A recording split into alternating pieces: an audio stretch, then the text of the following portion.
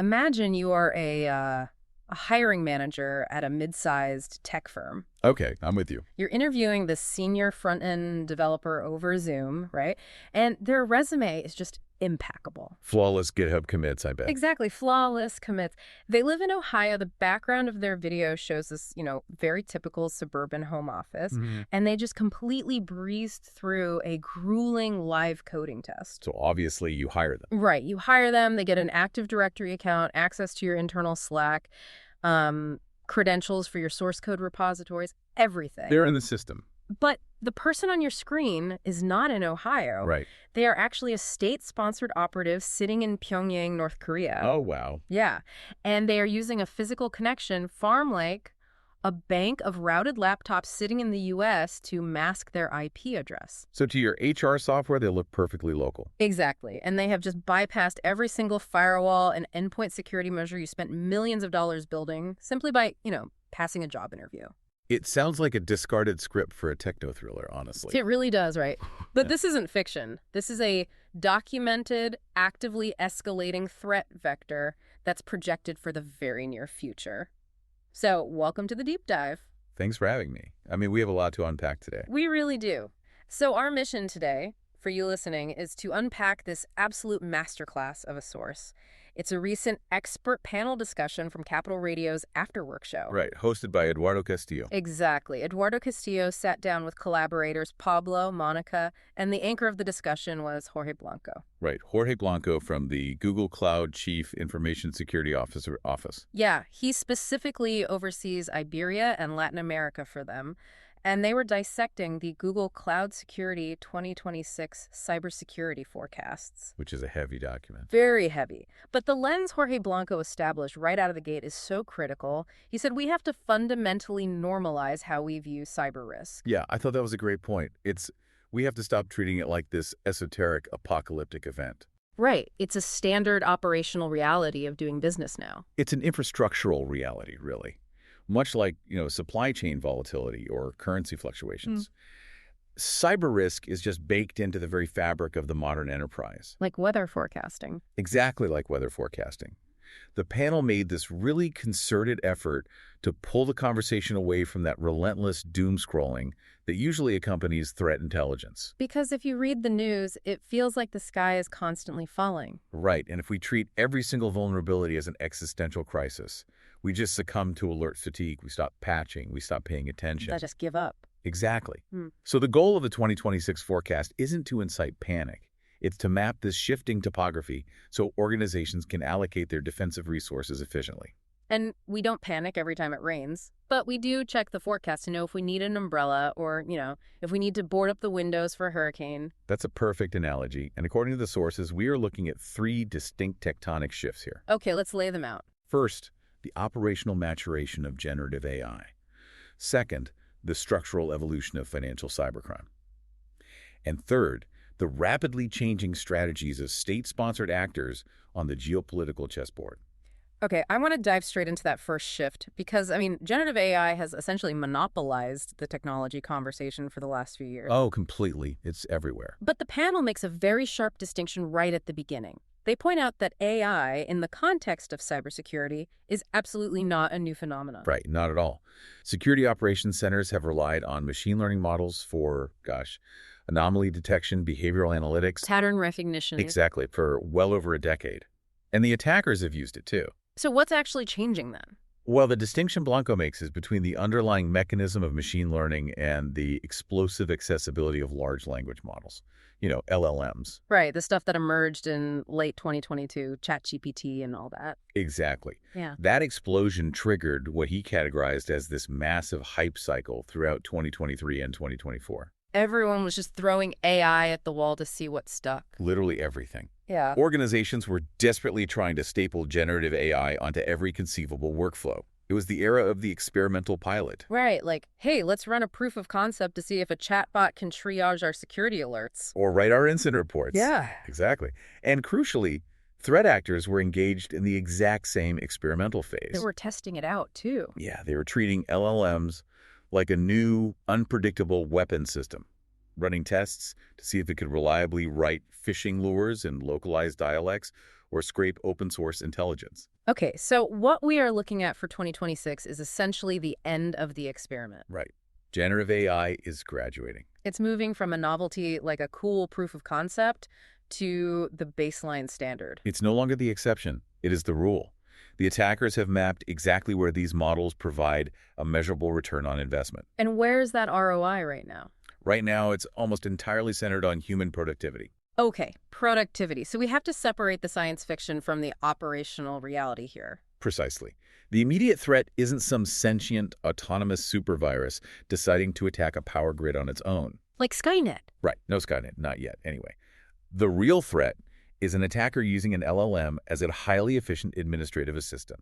So a human adversary still directs the campaign. Yes, but the AI automates the staggering amount of friction involved in the reconnaissance phase. Oh, okay. So instead of a hacker manually combing through like Shodan to map an organization's exposed attack surface. Or spending days reading a target's corporate blog to craft the perfect spear phishing email. Right, they just feed those parameters into a model. Exactly. The AI ingests the target's public footprint, identifies the exposed endpoints, correlates them with known vulnerabilities in the National Vulnerability Database, and outputs a highly tailored attack sequence in seconds. Wow. So it is a massive force multiplier for those initial stages of a compromise. Okay, but let's unpack this for a second.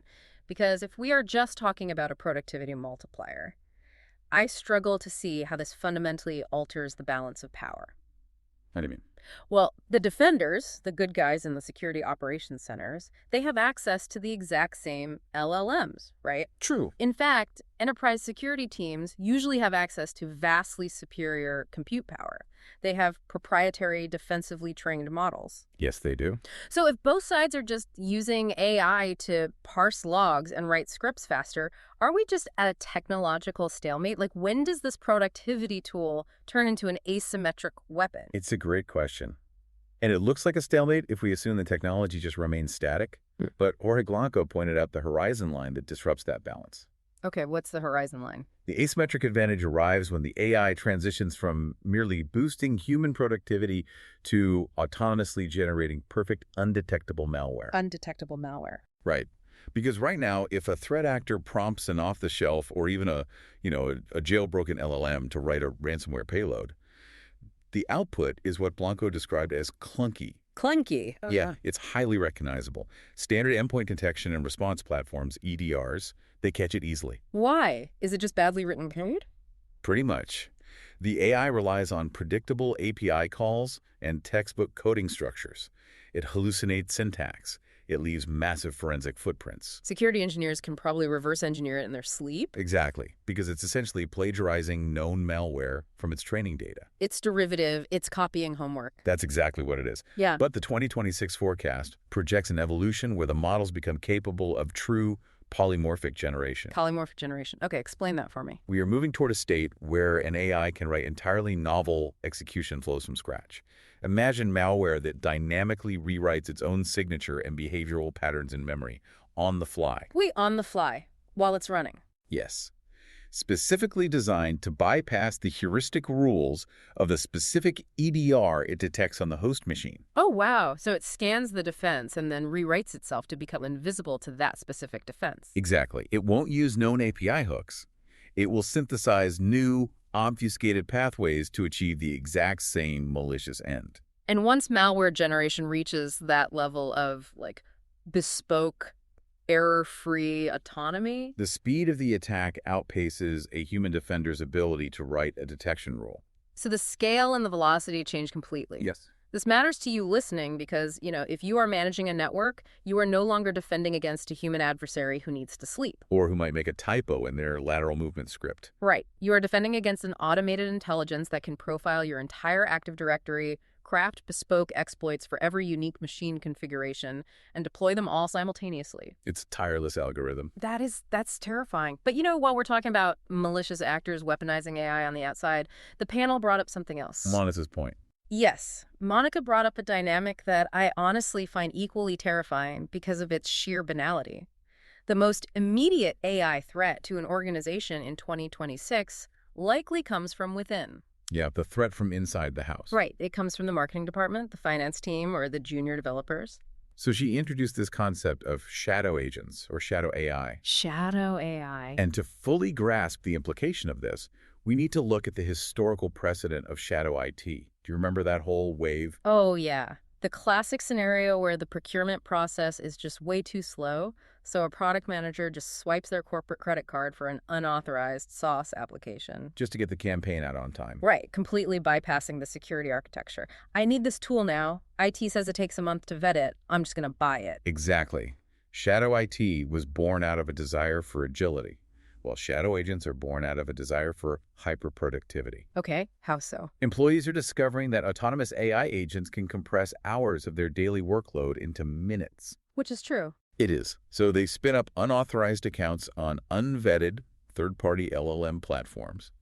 The friction arises when they start feeding proprietary company data into these consumer-grade models to get the work done. Right. So a financial analyst uploads a quarterly projection spreadsheet to have the AI generate an executive summary. Or a software engineer pastes a massive block of unreleased proprietary source code into a public chatbot to, debug a memory leak. They treat the prompt box like a private calculator. Exactly. Completely ignoring the fact that they just transmitted the company's intellectual property to a third-party server. Where it might be ingested into the training data for the next iteration of that public model. Exactly. It's like hiring a brilliant, hyper-productive rogue intern who has a photographic memory of all your company's data, but absolutely zero loyalty, and who might just accidentally share your quarterly financials with the entire internet. That is a very accurate analogy. And the primary risk here isn't malicious intent. No, they aren't trying to sabotage the firm. They are just trying to hit a deadline. But the resulting data exfiltration is identical to a breach. And this presents a massive philosophical and operational challenge for chief information security officers. It's a huge headache. Yeah. Because the knee-jerk reaction, and we saw this heavily in 2023, is the draconian ban. Just block it. Right. Block the IP addresses of every generative AI platform at the firewall. Terminate the connections. Nobody uses it. But Jorge Blanco, representing Google Cloud's perspective, he forcefully argued against that approach, right? Yes. He said a blanket ban is fundamentally a losing battle. Security teams are likely already too late. Because the perimeter doesn't really exist anymore. Employees have smartphones, they work remotely on personal networks. Right. If you block the site on the corporate VPN, they will just disconnect, do the work on their personal device, and email the results back to themselves. Wow, yeah. So banning it just forces the behavior into a blind spot where the security team has absolutely zero visibility. You lose all control. Furthermore, banning it puts the organization at a massive competitive disadvantage. Oh, that makes sense. If your competitors are leveraging these tools to accelerate their development cycles by, say, 40%. And you are forcing your employees to work manually in the name of security, the market is going to punish you. You'll just fall behind. So what's the solution then? If you can't ban it, what do you do? The Google Cloud recommendation is an absolute pivot toward governance. You cannot eliminate the technology. You must manage the risk. Okay, what does governance look like in this context? It means provisioning sanctioned enterprise-grade AI environments internally. Okay. You provide the workforce with a secure walled garden model. The data governance policies are strictly enforced, inputs are not used for external training, and data loss prevention tools can actively monitor the prompts. To ensure someone isn't pasting customer social security numbers into a chat window. Exactly. You give them the productivity tool, but you control the infrastructure it runs on. That makes total sense. You have to pave the cow paths, right? Pave the cow paths. Yeah, it's an old design principle. If the employees are all walking across the grass to get to the building faster, you don't build a higher fence. You pour concrete where they are already walking and put up some guardrails. That's exactly it. Yeah. Give them the secure path. So, okay, we have AI accelerating external reconnaissance, and we have the internal governance nightmare of shadow agents. Let's pivot to the actual payload. That's right. Let's look at how this technology is fundamentally altering financially motivated cybercrime, because the panel identified this as the most disruptive, pervasive threat to global infrastructure. It's massive. And the disruption stems from a paradigm shift in social engineering. Explain that. Well, for the last 20 years, cybersecurity awareness training has focused on teaching the human eye to act as a forensic tool. Right. Spot the bad grammar. Exactly.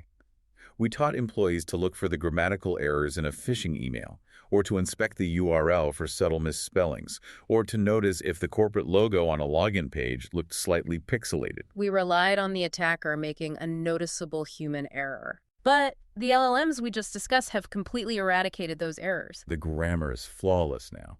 The formatting is perfectly cloned. But where this moves from just difficult to downright dystopian is the evolution of synthetic media. Deepfakes. Exactly, deepfakes. Audio and video cloning that entirely bypasses our biological ability to detect fraud.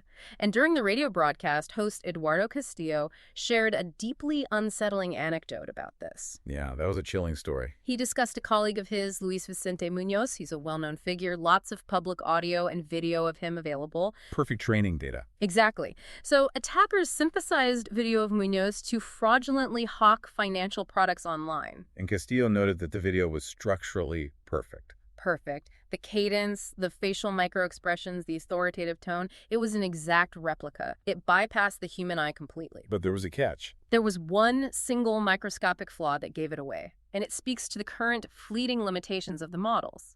The AI mispronounced the word dollar. Right. Because the underlying neural vocoder used to clone his voice was likely trained on a massive dataset of English phonetics. So when it was forced to synthesize a Spanish audio track, it failed to properly calibrate the vowel intonation for that specific word. That single phonetic stumble was the only indicator that the video was synthetic. Here's where it gets really interesting for you listening, but also terrifying. If our ultimate final line of defense against catastrophic financial fraud is crossing our fingers and hoping a sophisticated algorithm slightly mispronounces a vowel, We're in trouble. aren't we basically doomed? Like, a phonetic calibration issue isn't a structural barrier. That is a 2-day software patch for the hackers. It is. And Blanco validated that exact fear. He noted that in the context of technological development, these errors will be engineered out in a matter of days, metaphorically speaking. The models will perfect the localized phonetic. They'll perfect the ambient lighting, the natural blink rates, everything. We are rapidly crossing a threshold where human intuition is obsolete as a defensive mechanism. You can no longer trust your eyes or your ears. Exactly. And the panel concluded that moving forward, only AI will be capable of detecting AI. It takes a machine to catch a machine. Yes. We are entering an era of algorithmic warfare where defensive models analyze the invisible metadata of a video stream to verify authenticity. Like what kind of metadata?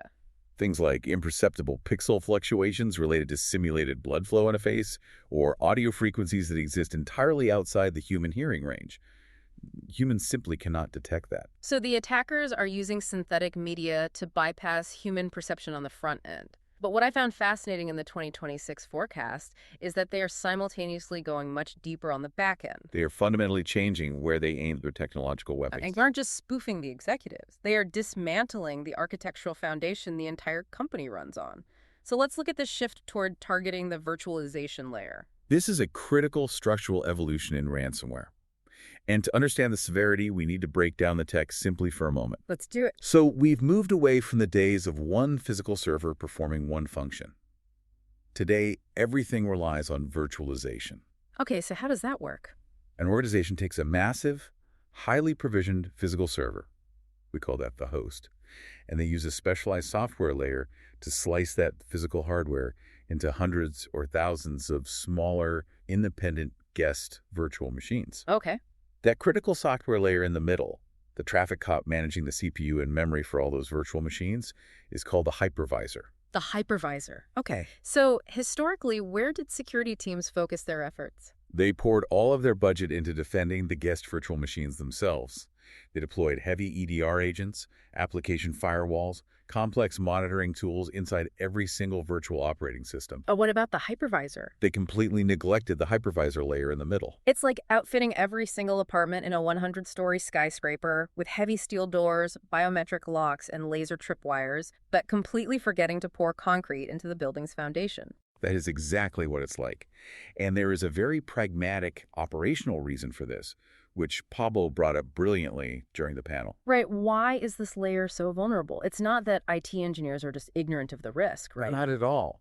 It's that patching a hypervisor is a logistical nightmare. Why is it so difficult, though? I mean, we update our laptop operating systems all the time. My phone updates while I sleep. It's about the blast radius. If you patch a laptop, one employee is offline for 10 minutes. If you need to patch a hypervisor, you are dealing with the foundation that is actively running 1,000 critical business applications. Oh, I see. To update that hypervisor, you often have to evacuate it. You have to use live migration protocols to move all 1,000 active virtual machines to a different physical server, apply the patch, reboot the host, and migrate everything back. That sounds incredibly risky. It requires immense redundant hardware capacity, and it carries a massive risk of downtime if migration fails or gets stuck. And downtime means losing money. Exactly. Consequently, IT departments are terrified of touching the hypervisor. It disrupts business. So these updates are constantly pushed to the back burner. They get scheduled for distant weekend maintenance windows that inevitably get canceled because the business requires 100% uptime. And the ransomware syndicates know this. Oh, well, they definitely know this. They know the hypervisor is sitting there running an outdated, vulnerable version of the software. So what's the hacker's ROI here? Why aim for the foundation? It drastically alters the economics of the attack. Previously, a threat actor had to breach the perimeter, establish a foothold, and then spend days or weeks stealthily moving laterally across the network. Infecting machines one by one. Exactly, and hoping the EDR didn't catch them before they encrypted enough data to demand a ransom. But by exploiting a known vulnerability in the hypervisor, they bypass the EDR agents entirely. Because the security software running inside the apartment has no visibility into the foundation of the building. Spot on. The attacker compromises the foundation, gains root access to the host, and directly encrypts the underlying storage volumes, the actual data files that make up the virtual machines. So in a matter of hours instead of weeks. With a single exploit, they instantly take down thousands of resources. The return on investment for the attacker is astronomical.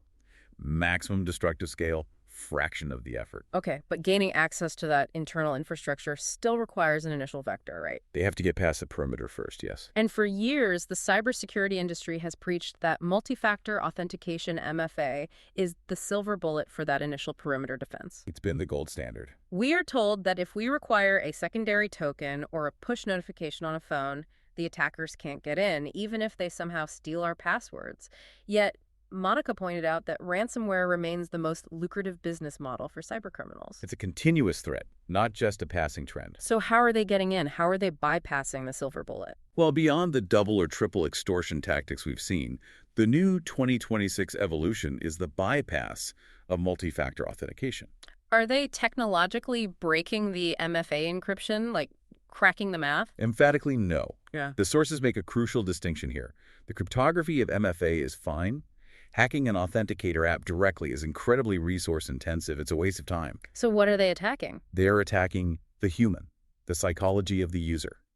Using AI and sophisticated social engineering, they are manipulating the human user into voluntarily handing over the keys or bypassing the controls themselves. Walk me through the mechanics of that. If the math is secure, how does the attacker get the token? One of the most prevalent methods is exploiting alert fatigue through something called prompt bombing. Prompt bombing. Okay. The attacker acquires the user's compromised password from, say, a dark web data breach. At 3:00 a.m., they write a script to continuously attempt to log into the corporate VPN. The user's phone starts buzzing with MFA approval request. It buzzes 50 times in a row. The user wakes up. They're exhausted, confused, and annoyed by the continuous notifications. They just assume the IT system is glitching. Right. And just to make the phone stop vibrating so they can go back to sleep, they hit approve. They voluntarily hand the keys over. Exactly. Or consider the integration of the deepfakes we discussed earlier. An employee receives a call that sounds exactly like the head of the IT help desk. The caller ID is spoofed. So it looks completely legit. Completely. The voice says, "We are running an emergency patch on the VPN, and your account is locked out. I just triggered an MFA code to your phone. Can you read those 6 digits back to me so I can authenticate your session?" And the employee, believing they're just complying with a legitimate internal security protocol, reads the code aloud. The attacker types it in, and they have full access. They're also heavily targeting software supply chains, such as file exchange programs, to find backdoors into organizations without even needing a user's password. So what does this all mean for the listener? I mean, if hackers can just smooth talk me into bypassing my own security, is MFA even worth the hassle anymore? Why do we enforce this massive layer of friction if the human is just going to bypass it? That is the big question, and we will get to the ultimate conclusion of that. Yeah. But to preview it, yes, it is absolutely worth it. Okay, hold that thought then, because we need to pivot to the geopolitical chessboard. Yes, state actors. We've covered the criminals chasing money. Now let's pivot to the actors chasing power. Because the sources highlight 4 major state-sponsored actors targeting the West, and their tactics are shifting dramatically for 2026. It is crucial to note that the threat intelligence data specifically isolates these 4 due to the sheer volume and strategic impact of their campaigns. Let's start with Russia. Historically, their doctrine has been highly tactical. Very tactical, particularly focused on short-term operations to sustain the immediate kinetic conflicts, specifically the war in Ukraine, things like deploying wiper malware to destroy data or targeting energy grids. But the forecast indicates a strategic pivot. Yes, they are transitioning from tactical disruption to playing the long game, designing strategic operations with long-term political and economic benefits, embedding deeply into critical infrastructure to hold it at risk for future leverage. Okay, what about China? China is driven by 2 main factors. First, internal regime stability, which means extensive censorship capabilities. But externally, their focus remains heavily on economic dominance. So, cyber espionage. Exactly. Heavily focused on cyber espionage against Western corporate competitors. They target intellectual property to protect and advance their own economic interests, allowing their domestic industries to leapfrog development cycles. And then there's Iran. Iran is highly consistent. Their operations are fundamentally tied to regime survival and projecting power against their primary enemies, like Israel and its allies. So what are their tactics? Much more aligned with aggressive, large-scale disinformation campaigns and disruptive attacks designed to cause maximum psychological impact. But the absolute deep dive highlight here, the most fascinating evolution in state-sponsored activity, belongs to North Korea. Oh, this is a masterclass in operational adaptation. Because North Korea's situation is unique, right? They are crushed by international blockades. Entirely cut off. Yeah. For the regime, hacking isn't just about political leverage. They hack for sheer financial survival. Historically, they were notorious for stealing cryptocurrencies, draining exchanges. Right. But the 2026 tactic is infinitely more insidious because they are targeting the HR department. Yes, the North Korean remote workers. Detail this for us. North Korean state-sponsored IT engineers are successfully landing full-time remote jobs at Western software and technology companies. This is just mind-blowing to me. It really is. Walk me through how. Because a developer sitting in Pyongyang cannot just apply for a job in Silicon Valley. The IP address would flag immediately. Right. Any standard background check would fail. The sophistication lies in the infrastructure. They use connection farms based physically inside the U.S. Front companies. Yes. Or compromised individuals who rent physical space and set up racks of laptops. When the operative in North Korea logs into the video interview, their internet traffic is routed through that physical device in the U.S. So their video interview appears to be coming from an American living room, not Pyongyang. Exactly. To the HR monitoring software, they are in Ohio or Texas. And they aren't just brute forcing a firewall. They are updating their LinkedIn, passing a highly technical coding interview, and getting invited to the company's Slack. They pass the interviews. They use deepfake technology and real-time voice translation to mask accents. They buy stolen identities to pass the background checks. And once they are in, it's a dual threat. A massive dual threat. First, they actually do the job. They write code, they collect a legitimate 6-figure Western salary, and those funds are funneled directly back to the regime. To fund weapons programs. Exactly. But the secondary threat is espionage. They gain a legitimate internal foothold inside the company's network. They have access to source code, customer databases. They can exfiltrate data or silently embed malicious backdoors. And the forecast has a specific warning about this moving forward, right? Yes, because the U.S. government and major tech firms are catching on to this and implementing much stricter identity verification. Biometrics, hardware tokens. Right. Because the U.S. market is hardening, these state-sponsored remote workers are now heavily pivoting toward targeting European and Latin American companies. Because their remote hiring verification processes might still be lagging. Exactly. It's a path of least resistance. Which brings us perfectly to the outro. We have covered a massive expanse of threat intelligence today. It is global, it is systemic. And it is very easy to listen to all of this and feel detached. Exactly. To think, this is fascinating, but this is a problem for the Ministry of Defense. This doesn't apply to me. But we need to bring this directly down to the listener, to you. Yeah. Eduardo Castillo had a vital takeaway on this. He said, you might think geopolitical cyber warfare is just a government problem, but we are all part of this scenario. Yep. Because high-level government targets are incredibly difficult to hack. They have massive security budgets. Therefore, state actors and cartels start at the very bottom of the supply chain. The path of least resistance again. Yes. You, the regular employee, the citizen, the contractor, you are the easiest entry point. The attacker compromises your personal laptop, uses that to pivot into your company's network, and uses that trusted connection to reach the ultimate target. National security literally starts with your laptop. Which brings us to the final recommendation from the sources. Jorge Blanco's final plea. Right. Despite all the advanced social engineering we discussed, you must protect your digital identity. Use multi-factor authentication. It is still the absolute baseline. Even if advanced attackers can trick you into giving up the code, having MFA eliminates 99% of the automated opportunistic attacks. It forces the attacker to slow down and target you individually.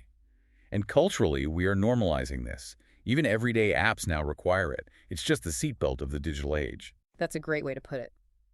Now, before we sign off, I want to leave you with a final provocative thought. Something to mull over that builds on everything we've unpacked today. I love a good thought experiment. We discussed AI deepfakes perfectly mimicking CEOs, right? Bypassing human intuition entirely. Yes, the dollar discrepancy that will be fixed in days. And we discussed foreign state agents successfully interviewing as remote coworkers, completely bypassing corporate perimeters. Through HR. Right. So as we move into 2026, if you can fundamentally no longer trust the voice on the phone, if you can't trust the video on the screen, or the true identity of the remote coworker in your company chat, what happens to the future of remote work? Oh, wow.